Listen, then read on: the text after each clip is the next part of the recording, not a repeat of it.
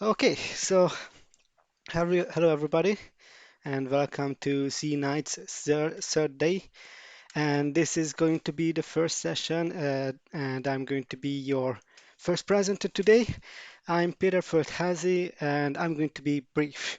I'm going to talk about my story, my American dream, and the reason why I chose this topic for today, even though I like to talk about very technical, very deep technical topics.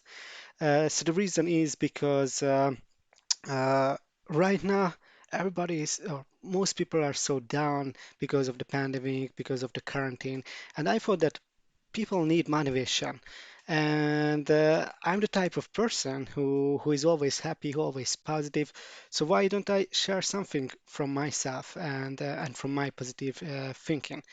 And I hope that you're going to like this presentation. I hope that you're going to be inspired by my story. So, let's get it started.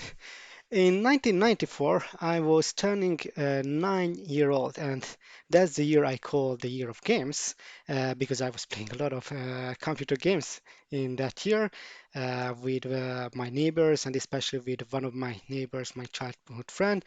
And I'm pretty sure that you can recognize all or most of these games yourselves as well if you were a gamer at that time. And so we decided with my friend that one day we would become software engineers because we wanted to write games, we wanted to build computers. We were really, really happy to do anything with computers, and we were really motivated about this whole topic. And in that very same year, this friend of mine was in the US for several weeks and spent his summertime over there. And he told me about a lot of stories. He told me about what the Black Widow spider was. He also told about venomous snakes, but some more positive things as well, like what type of good foods they had, and also all the arcade bars and their hiking experiences as well. And the reason why I'm showing this map over here is because this is their world map, their actual physical world map in their house. And he showed me, he pointed somewhere on that map. And that was the Four Corners Monument, which is basically the junction of four states, the Arizona, Utah, Colorado, and New Mexico states. And he told me that they were jumping from one state to the other. They were uh, staying in Utah and New Mexico at the same time. And of course, they could stand on all four of those states at the same time. And of course, as a child, that was really amazing to hear. And I told him that, hey, you know what? One day I'm going to be standing on that exact location as well. So that's how I dreamt about going to America, and that's when I set my goals, life goals, becoming a software engineer and moving to the United States once and working there as a software engineer. And yeah, I ain't no Conor McGregor or Emma Watson, but I also came from low, came from somewhere down, and I had to learn, I had to experience, and I had to prove myself, just like they did. Of course, I'm not going to get to their levels, or at least I don't plan to do so. And that's the mentality I think that everybody should follow, that or most people should follow, that it doesn't matter if you don't become a huge star, a big fighter, or making movies. Uh, as long as you have goals that drive you forward and achievements that will make you happy, you don't need more than that. That's the real success when you get to those points. And going back a little bit, so when I was 5, my father bought our first computer for Christmas. And of course, the first thing I did was playing on that computer this Gorilla game. And actually, for being able to run this, you needed an ID for basics. So the first thing I did was touching a programming IDE, so I was able to run this game. So that's where the whole thing started right away.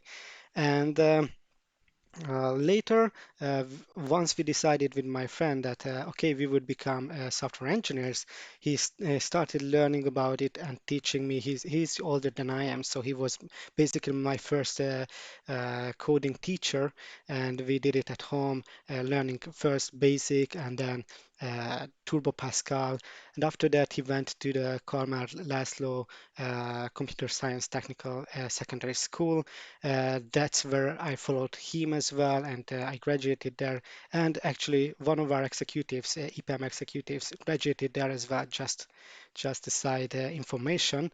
And after that, I, of course, went onwards to study CS on university as well, and that's where my first bigger phase started to be introduced to my into my life, and I'm really happy about those. At that time, I wasn't obviously, but that's where I learned that yeah, failure is part of life, and you are going to fail a dozen times, 100 times, and if you have a goal and if you really want to reach something you shouldn't care at all. That's what you are going to learn from. And to be honest, I was lazy as on the university. I also had some injuries that brought me back a little bit and brought my motivation down. So I started working as a student. That helped me a lot because instead of playing games all day, I spent some of that time working instead. And that was cool because I enjoyed it and I got to earn some money. And I realized what were the parts of my university courses, which courses were useful to me and how I could use them later once I actually start working as a software engineer. And I still had some more semesters left from my university once I joined IPAM Hungary. So that was another motivating factor because I had to work a lot and study as well. So that's when I got my um, things together and uh, then I graduated quickly, and I got a lot of opportunities from EPAM. Uh, I'm really happy that I chose that as my first and I don't know if it's going to be the only company that I'm going to work for, only a full-time job, but I've been with the company for almost 8 years now, and they gave me a lot of opportunities to learn. There were a lot of very, very good people to learn from to get motivated by and to have a lot of good times, not just in the workplace, but on the ground and all these different pubs and sport activities. So because of all this, of course, the opportunities were given to me and I lived with those opportunities. I put in a lot of effort, and because of that, I became the fastest growing test automation engineer in EPAM Hungary. And as far as I know, I'm still one of those fastest in global EPAM. And I got to, so people got to know my name. I got to know the others as well. And I got to know people from the Hungarian testing community because of speaking at all these different conferences, organizing the test and team meetup doing other things for the Hungarian Testing Board and the ISTQB. So these were so these were opportunities that were given to me, and of course, if you have too much to work on, you shouldn't pick up all the stuff that you can, but try to minimize it. But still, try to do some additional stuff because that's what will give you lessons and that's what will drive you forward. And eventually I felt that, okay, I'm kind of stuck. I don't know where to go on because I became a lead engineer. So where can I grow forward? And one day I talked to the quality engineering director of North America. And after some minutes, he asked me, hey, why don't you move to the States? I was like, yeah, why not? Maybe I should finally realize my childhood dream. And that was about 2 years ago when we talked about it. So I started interviewing to several different projects and clients, and I had a lot of failures here as well. And of course, it was really frustrating because for 6 years I didn't interview to any company, so I was kind of a noob in interviewing. I didn't didn't have the experience in it anymore. Even though I was interviewing others, I was bad at as an interview myself. So I first had to learn, okay, what were my mistakes? Have a list of how I could improve my way of interviewing. What are the typical questions, and so on. And also, I felt that I'm lacking some knowledge for example, in Java, I didn't have the knowledge that would have been satisfied with at that time. So after that, there were projects where I did well, or interviews I did well, but it turned out that okay, they wanted someone with a different set of knowledge, set of experience. That was fine. Then I went to London to work there for 2 months for a very important, very high priority project, and that gave me again a huge boost of motivation and self confidence because I was the first quality engineer for that client, for a new client, and it was a very successful relationship. Actually, I'm still having a good relationship with three of them from that project, from that client. So I was really happy to do that project. And later on, there was one more project where I did really well, but I couldn't go there immediately, and they needed someone as soon as possible. So uh, it was really frustrating because the months passed by, and I also put it on hold for a little bit to think it over what I really want, and then I resumed my attempts at getting to the US, and then I finally succeeded. And then everything went quickly. If you thought that, okay, now I could just lay back, no way.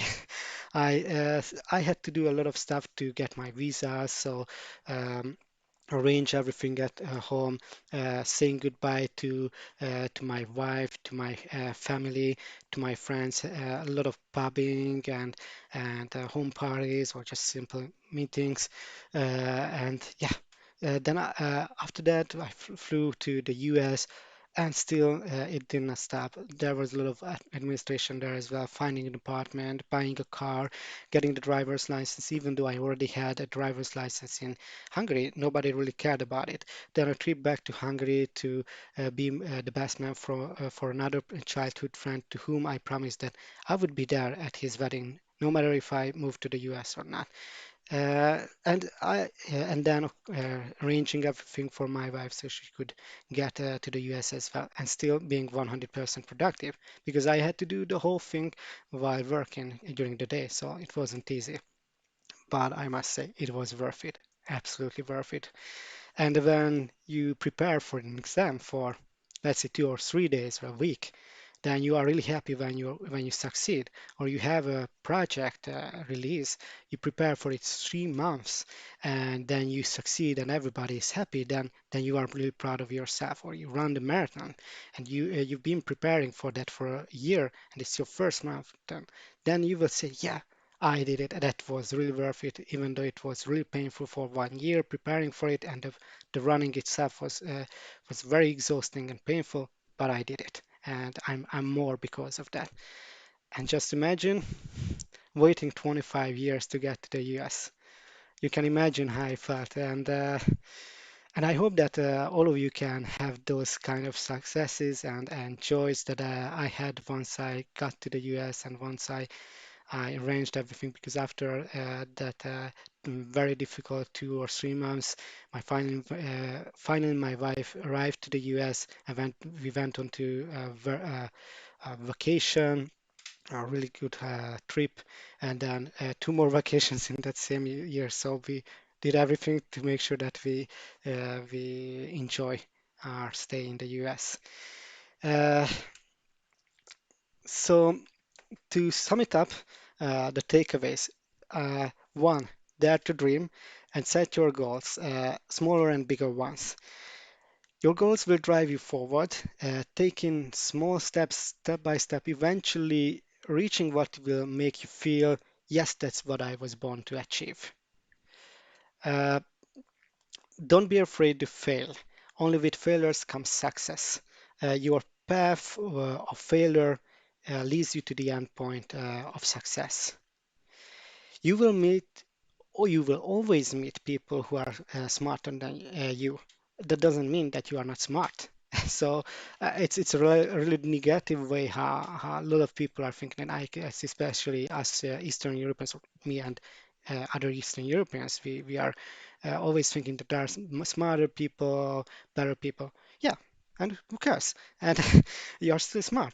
And also, like you might feel fat or you might not feel jacked up enough. And again, who cares? It's not how you look like, what will how people will remember you or will treat you. It's how you act and how and what you do is how people will tell what kind of person you are.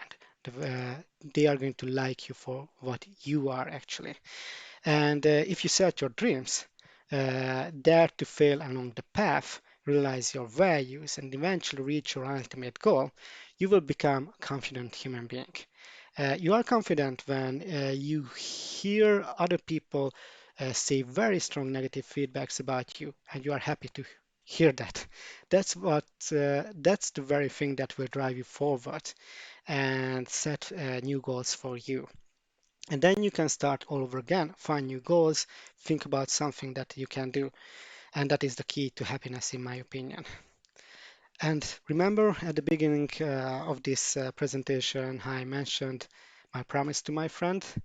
So I promised it to him in 1994, and 25 years later, I fulfilled that promise and stood on the very same spot that he did and his relatives.